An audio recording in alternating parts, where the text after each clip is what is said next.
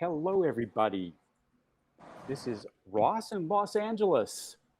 I'm one of the members of the International Art Alliance.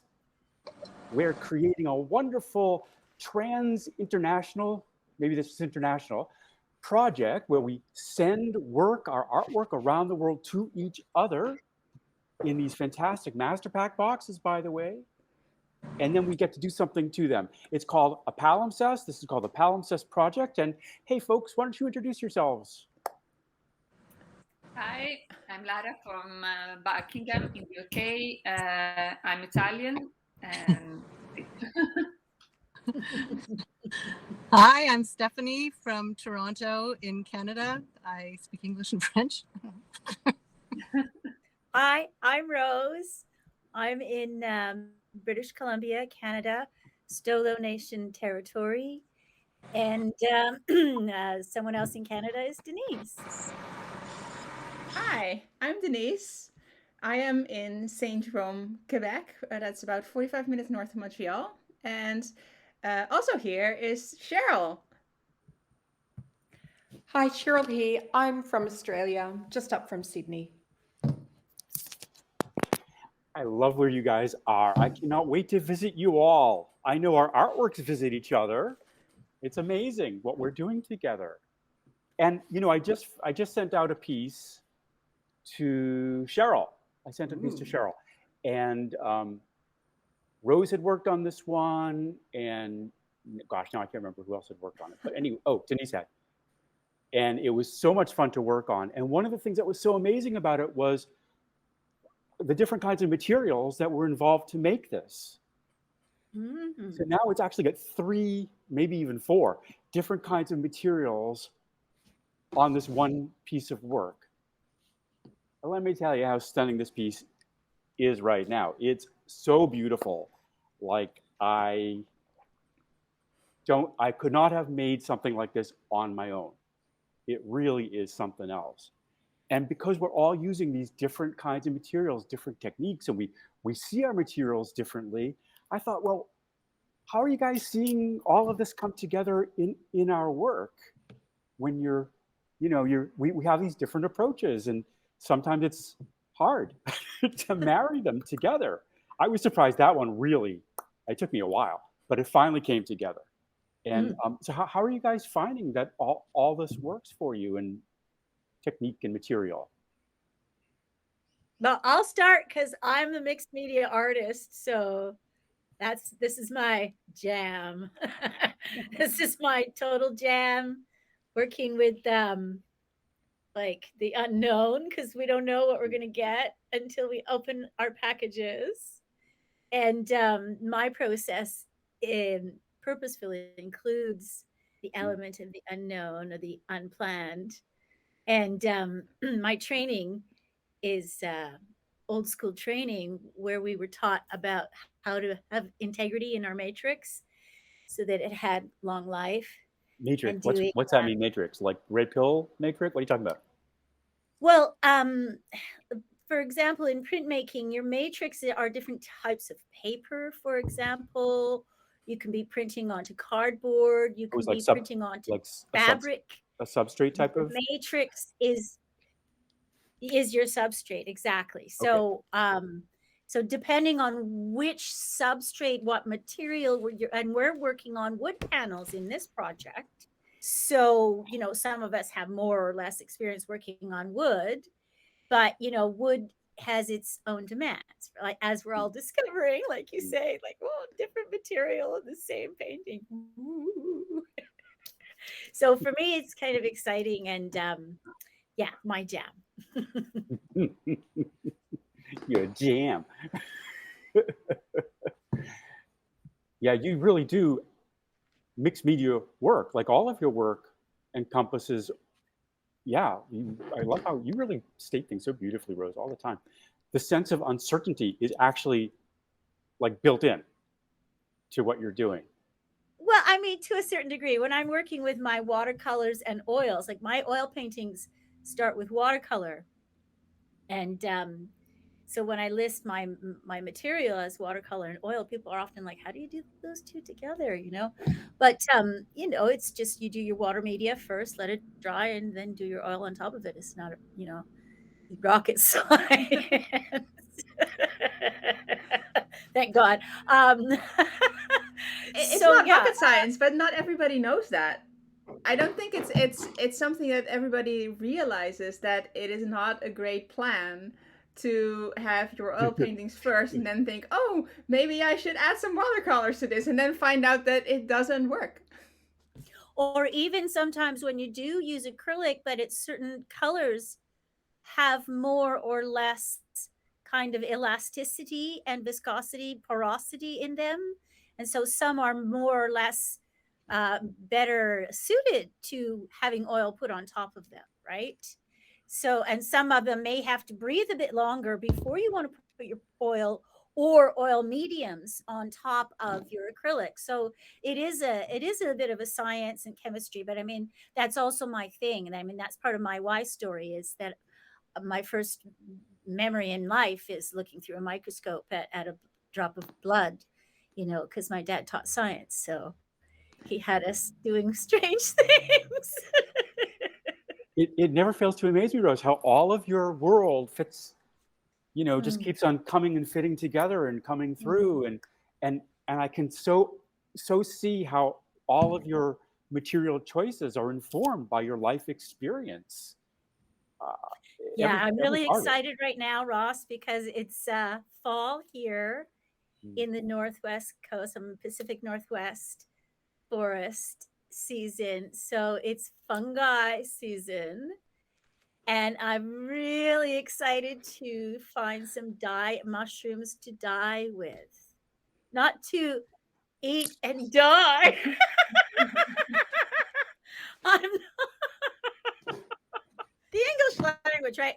DYE, to DYE with, because I'm not, you know, experienced enough to be eating them. But anyways, there are some mushrooms that like the Vikings and some of our ancestors used to dye their materials, either reeds and stuff for basket weaving or textiles and different surfaces were dyed with sometimes lichen, sometimes fungi. So yeah, my materials for me are like so exciting, because right now I want to, right after this, because it's nice weather, I'm going to go and hit the trail and hopefully responsibly and sustainably foraging just a couple mushrooms.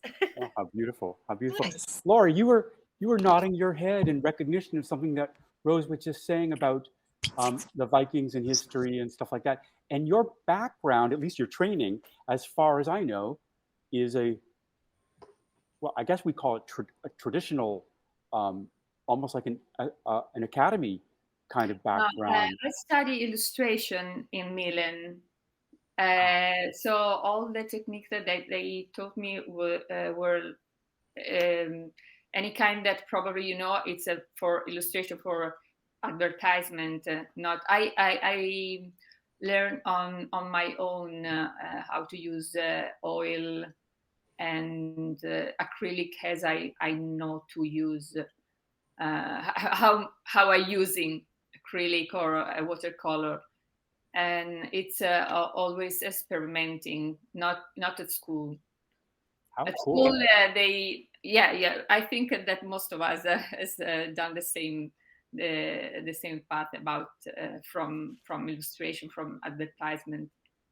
But I didn't work in that sector because I didn't like too much. And Yeah. yeah. Did I say that out loud? I'm sorry. Neither did I, Lara. And so let's say that everything that I know, I just discover experimenting and trying and on my own. And in the next future, in the series that I'm working now, that is just at the very rough beginning, it's starting now. I'm planning to use a mix technique, because I would like to use like oil, more acrylic and also graphite and collage and maybe natural or something. I last time I talk about something that for sure I want to add the eggshell. It's eggshell, no? In the egg, it's eggshell, okay. And so the question was why we choose to use a technique, correct? Yeah, or material. Yeah. Or a material. I don't know. It depends. It depends on the. For example, in the next project, I would like to use the wooden panel. Probably because I used also in the project it was the first time for me to use the panels, so like a big panel, and I find that you can use in probably it's a more wide way, the canvas being not so fixed. You cannot put something, for example, now I don't remember the name, something that can be rigid, it can crack if you don't use a panel. So in few months we will see if I reach to do something. If you've succeeded in this experiment, is that what you'll see in a few months? No, yeah, in my plan, I want to finish the series for April next year. But I have to finish also. First, I have to finish my fairy tales, and then to sketch the. So it's for this reason that it has a long journey. Oh my God, that was like the most exciting sentence I've heard in so long. It's like, but first I have to finish my fairy tales. It's like, come on, let's see. Oh my God, it sounds so good. Yeah. You know, Denise, you also had an illustration or a commercial kind of ish background, and you, I'm pretty sure, had an more academic kind of training in rigorous, I should say. Maybe that's what I should say. A rigorous training because of Europe, but and then you've arrived Milan at this is place also where you do Europe. really modern stuff. Yes, I know. That's why I thought that. I'm sure that because you see the kind of work that Laura does, it's you can see she's had a rigorous training. Rose as well. Well, the interesting thing, of you actually.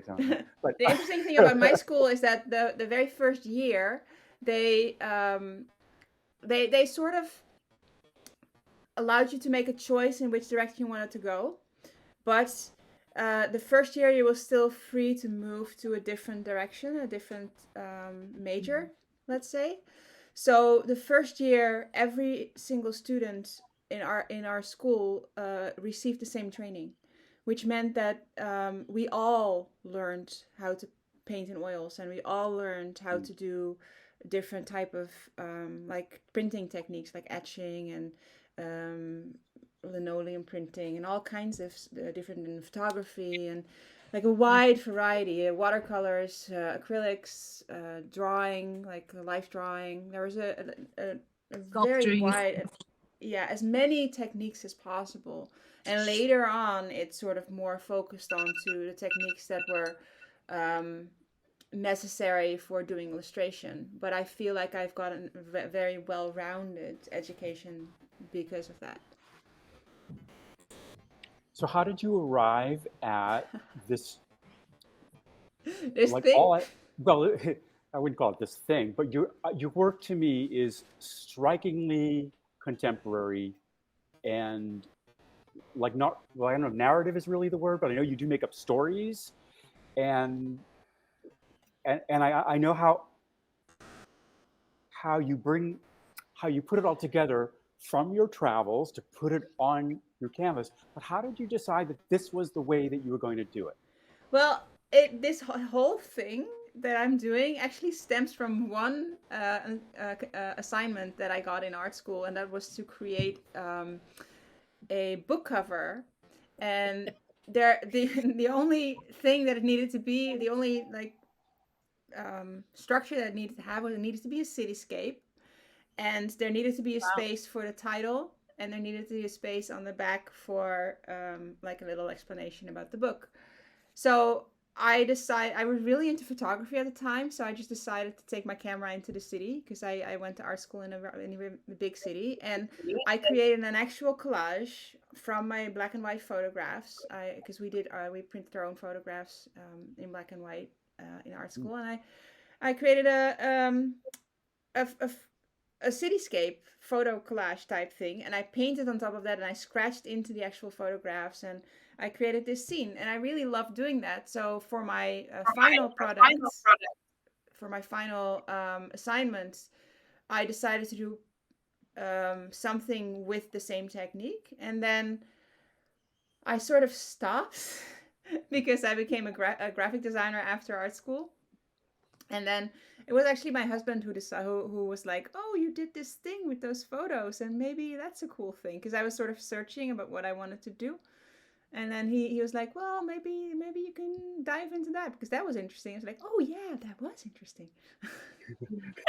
Oh, could you just feel that when you said that? Oh, that was so. I totally got that. But Yeah. now you're doing this abstract work, and how did you decide on your materials for those pieces? Well, I've become an acrylic painter. I used to love oils when I was in art school. I adored oils, but because they're not practical as an illustrator, I sort of veered away from that, and I started to work on acrylics, in acrylics, and acrylics are also less like less fumes and easier to clean up, and so I sort of got lazy. And there are so many mediums that make them like that open them up a bit and make them you can glaze them easily, and I've gotten so there's so many different things that you can do with them, so I've just gotten really comfortable with them. And it was already scary enough to do something new like the abstract. That already scared the shit out of me. So I figured having something comfortable to work with would be a good idea. Oh, so it was a comfort of the material with the completely new and unknown Well, also subject. knowing the things that I wanted to do, and knowing that I again was going to do, because it's not just acrylics, it's again mixed media, but I use like crayon and different types of mediums than I use with the photography. And I might want to introduce some of the photography pieces in there later on. So it was also knowing that I wanted to create specific textures, and in acrylic I know how to achieve those textures easily, and I just wanted to move on with things. What's Freon? I never heard that word before. What's Crayon. that? Crayon. Oh, crayon. Oh, that word I've heard. Yeah. Yeah. You're familiar with those. Cheryl, you taught, I don't know how many hundreds of people, you teach hundreds of people now, and you taught people throughout your career as an arts teacher, and I can only imagine your facility with all of these materials must be pretty good because you were telling people, here, try this now. So how did you decide? I think you're using oils for the most part for your work, and oil on canvas in particular. But how did you decide that was the way for you to go? That these techniques were the ones for you? Yeah, exactly what you said. When you're teaching, you're just across so many different mediums. And I felt like I was just, when I decided that I actually wanted to become an artist, or I wanted to become an oil painter, and I couldn't spread myself so thin over everything. And so I just had to pick a lane, and oil painting was the lane, because I felt like there was a line back to the masters, and I like pushing around their paint. Yeah, but I mean, yeah, I mean, I have one of those storerooms that's full of stuff, going from full sets of acrylics to pastels to everything, lino blocks, everything. I even used to do photographic sort of silk screen printing. I mean, your skills are very adaptable. However, I wanted to get just really good at something.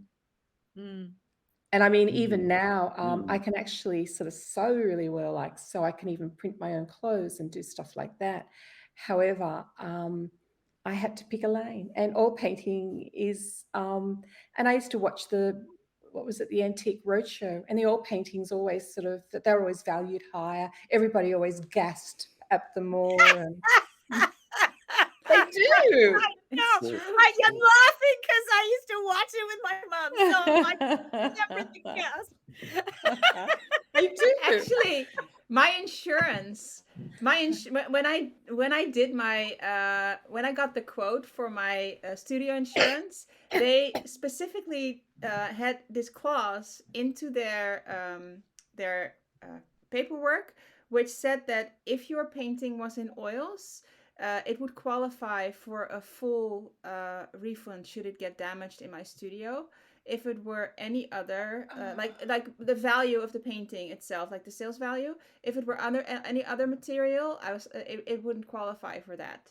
And I actually Nope. fought this. I was like, dude, this is material racism against my materials. I do not agree with this. Why is my acrylic painting less worthy of Yes, or that. being in your class than a finished oil? It doesn't make any sense.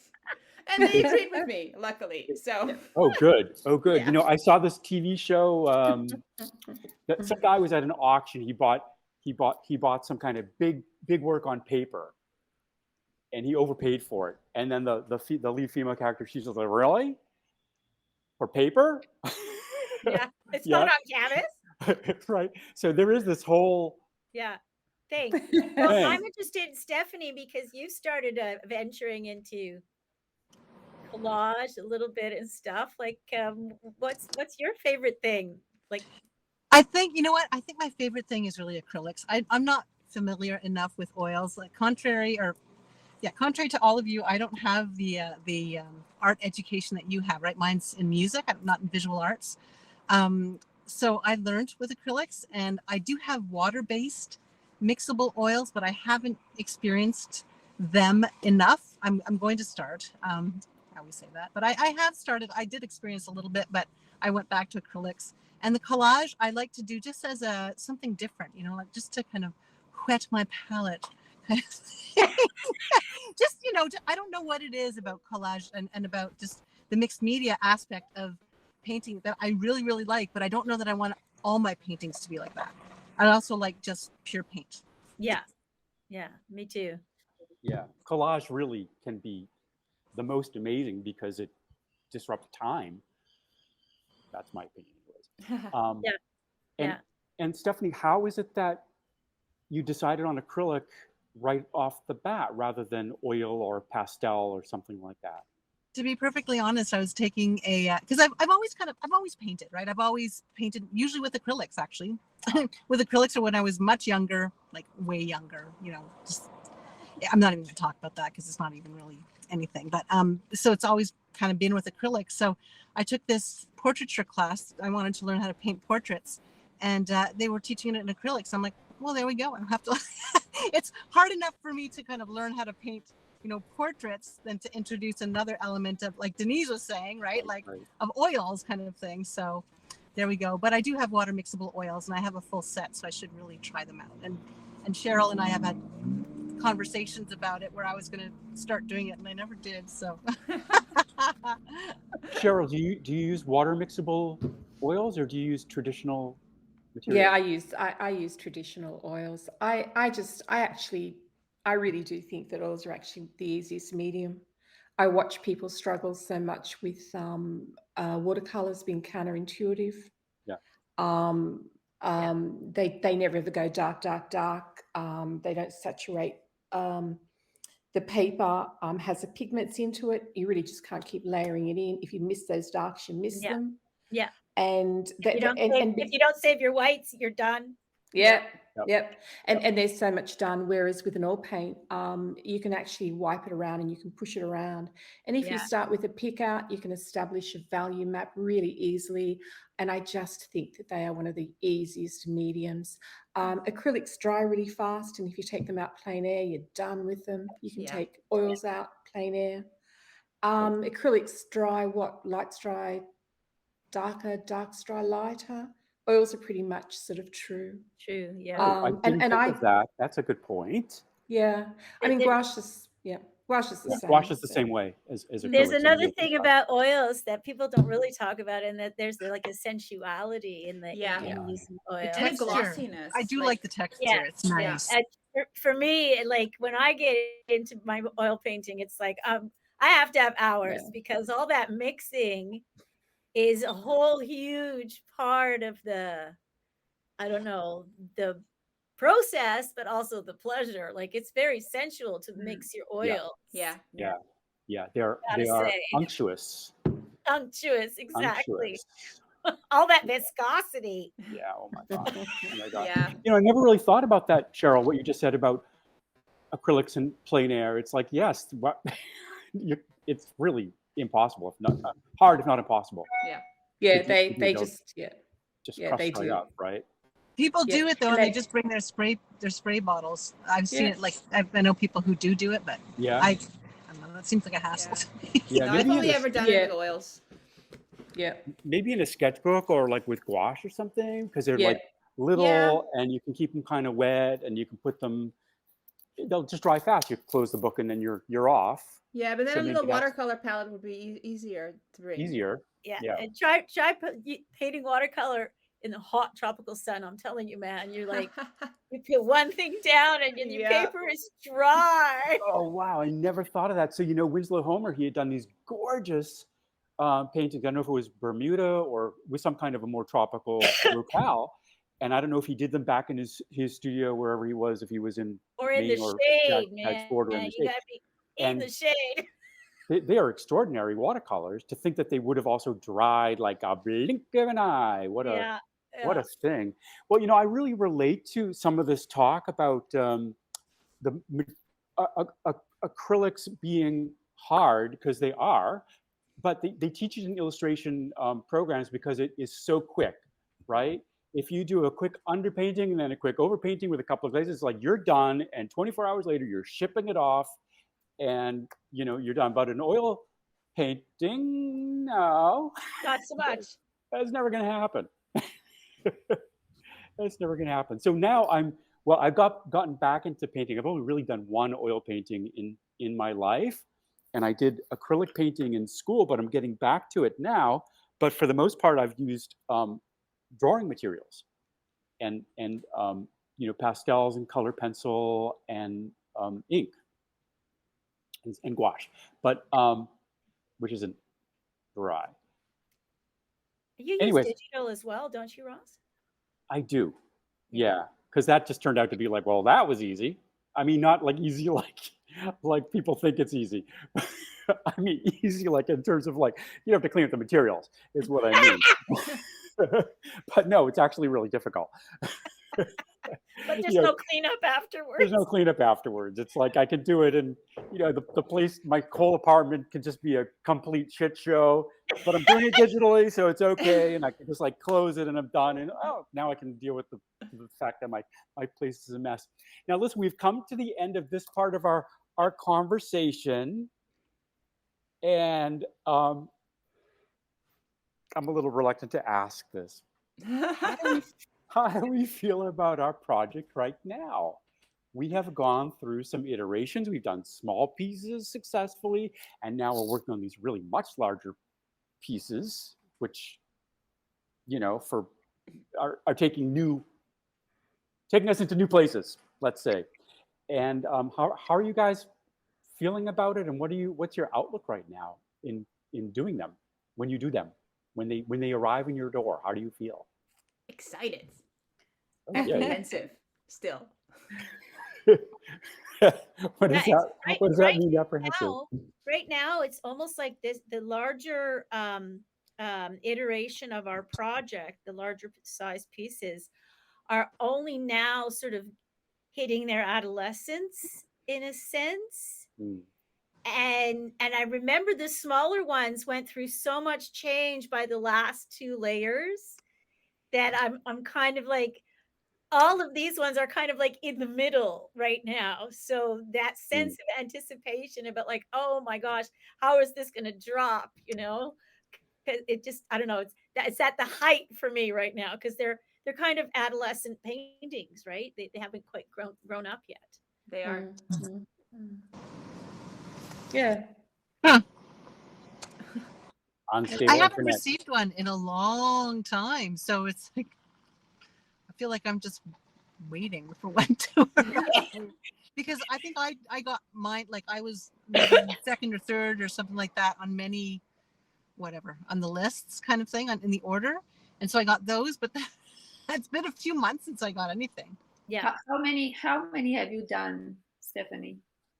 So then mine, I've done Ross's, I've done yours, Lara. I've done not Denise's, Cheryl. Yeah, was you've done Cheryl's. That Yeah. was the hat with the little. Yeah. you painted the yeah. hat. You put the propeller hat. I've Oh yeah, done yeah, it. yeah, yeah, yeah. Of course, that was the first one. Yeah. So I've done 4, I think, of the 6. Well, I that haven't makes sense received because Rose's and I haven't received Denise's. Cheryl's getting Rose's start right now. It's in transit, and I have 2. Yeah, and One one I of have those is the Lisa. final layer, right? That you are doing. So we're gonna have to talk about that once you're done, because we are excited to see it. Oh my god! You know, That'll be the first one finished. well, yes. No pressure, Ross. But when I realized a couple of weeks ago that my layer was actually the final layer of discovery for this piece, it like you clamped up. Yeah. You froze. Well, I have a lot of ideas for it, and then I was like, but you know, it was like, so I didn't exactly freeze, but it was like kind of like, It's like Cheryl says, you gotta Kidding. pick a lane. gotta pick a lane, gotta pick a lane. Speaking of picking a lane, Denise is going to be flying to Europe in a couple of minutes. We've got to get going here Tomorrow.